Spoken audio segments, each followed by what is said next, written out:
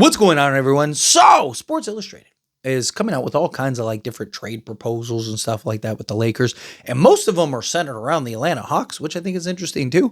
But they have a proposed trade in which the Los Angeles Lakers land Nic Claxton. And it's actually it's very different than some of the other ones that I've seen, which is why I kind of wanted to talk about it, make this video about it. Obviously, Nic Claxton is a guy that makes a ton of sense for the Lakers. Versatile, athletic, defensive, lob threat, big, right? Can defend in the pick and roll, defend at the rim, right? Defend in space, right? Be that pick and roll big man that can be the lob threat. Right? He just makes a ton of sense.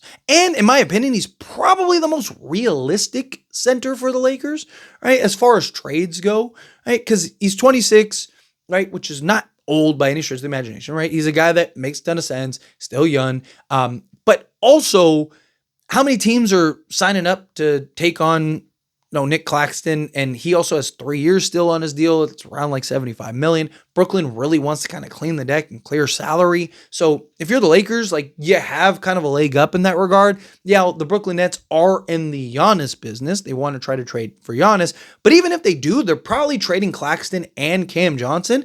And at that point, if you're the Lakers, like I would just try to be in the mix of that, right? Be like, hey, do you really want Cam Johnson and Nic Claxton, or do you want us to take them? We'll give you expiring contracts, and we'll even give you like a first or something like that, right? Like, so you get more assets, and you still get players to replace that to keep you afloat. But now you have cap flexibility next season. You're not in, second apron purgatory for the rest of your life, right? Like, so again, there could be some benefits even in that regard. So I'd look at Cam Johnson and Nic Claxton as two guys that make a ton of sense for the Lakers that we should kind of keep an eye on.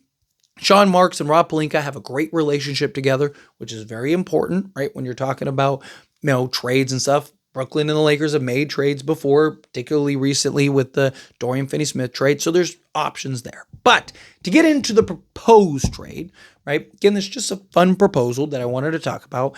But Atlanta would receive Cam Johnson, right? Which I'd like the Lakers to get, but let's hear this out. So Atlanta would receive Cam Johnson. The Brooklyn Nets would receive Austin Reeves, Terrence Mann, Kobe Buffkin, Maxi Kleber, a 2029 top 5 protected pick via Atlanta, and a 2031 top 3 protected pick via the Lakers. So Brooklyn basically gets, 2 firsts, along with Austin Reeves, Terrence Mann, Kobe Buffkin. So Brooklyn actually makes out pretty good here. Like, you can make an argument probably better than anybody. You could argue kind of would even be a fleece. He's getting 2 firsts, Austin Reeves, Kobe Buffkin, and then expiring contracts, and even Terrence Mann has value, right? And then 2 firsts on top of that. Now they are protected first, but still, right? Top 5 protected, top 3 protected, right? So, and then Atlanta would get Cam Johnson, and then the Los Angeles Lakers, they would receive, and this is where I think it's interesting, they would receive Nic Claxton.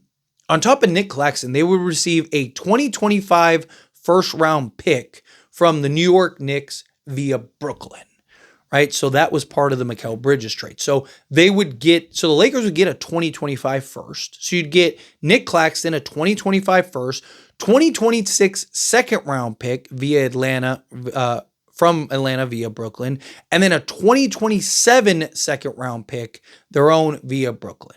Right, so Lakers would essentially get Nic Claxton, which would give them their starting center for now and the future. You would get a 2025 first round pick in which you could take a guy. Now, it would be the Knicks pick, so it would be a much later pick. But, give you a first back that you just traded. On top of that, you'd get 2 seconds that could add value via trade. So it actually give you more assets to either trade or draft a guy. So theoretically, you could look at this as they get Nic Claxton plus a first round draft pick in this upcoming draft, which again could have some value, right? Now, if I'm being honest, I'd probably like Cam Johnson more than I would the assets, right? Because like I said, the 2025 first, it'd be cool to have a pick in this draft, especially with as deep as this draft is and how much value is looked at in this draft.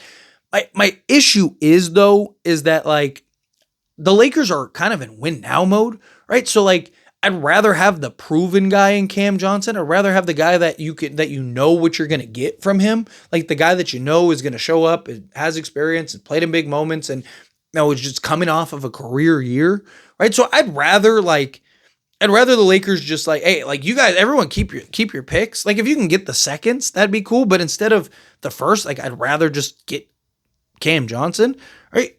To be honest, you don't really need Atlanta in this trade, right? Like, unless you're trying to incentivize Brooklyn, because like I said, Brooklyn would get, essentially 2 first, a young player, and then, several guys that can be trade bait or, pieces for now in the future, right? Like, so, but to me, I'd rather just like go get Cam Johnson, get Nic Claxton, right? Cut out Atlanta, and then just, trade whatever you have to trade at that point, right? And we know the Brooklyn Nets really value expiring contracts, right? The Brooklyn Nets want expiring contracts and they want them badly, right? So like that's kind of your leg up with the Nets, right? Is that like, hey, we have something that no one else can really offer you. You have $45 million in salary this season between Cam Johnson and Nic Claxton. It's really like $120 million or $130 million, something like that over the next like 2-3 years. So we can clear you off of all of that salary.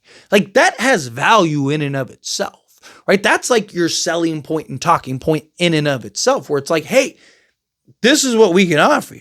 We can give you all this expiring contracts. You can essentially just wipe the deck clean, right? Have all this salary space, all this cap space, all this stuff, right? If they do get Giannis, there's still an argument to be made for all this, where it's like, dude, like, maybe they take those guys. I don't know. Maybe you figure it out one way or another, right? Like, point is that I think your biggest argument is the expiring contracts, right? So like, Cam Johnson, definitely worth a first, maybe 2 firsts, right? Nic Claxton, right? Maybe worth a first. So you're talking like the equivalent of like 3 firsts, right? But again, what's the market for Nic Claxton? Cam Johnson, I think there would be a big market for, right? Like, so, you'd have to you have to give something to get something.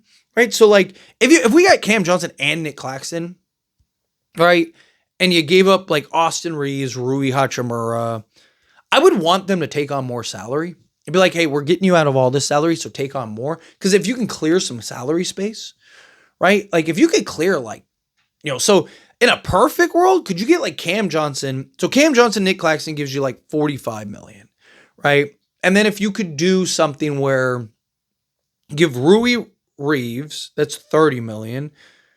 Gabe Vincent is $41 million. And then like Maxi Kleba would be what, $52 million? So they're taking like $7 million more, right? And that's like, so now you basically clear like what, $25 million total with the salary cap increase, your vet minimum guys falling off.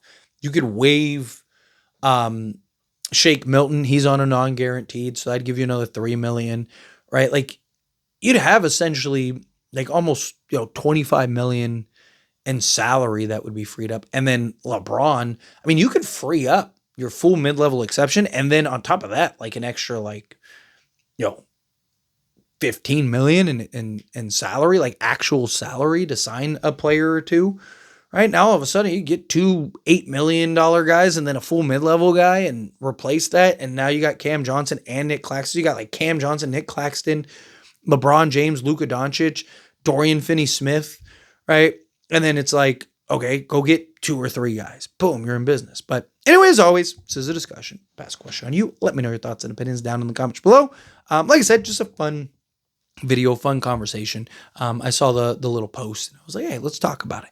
But what do you think? Do you love it? Hate it? Mix in the middle? Either way, let me know down in the comments. That being said, if you haven't liked this video, hit that like button. Helps me a lot. So we enjoy these types of videos and I truly appreciate it. Not subscribe channel, hit that subscribe button, turn on the bell notifications. Appreciate y'all. See you in the next one. Thank you.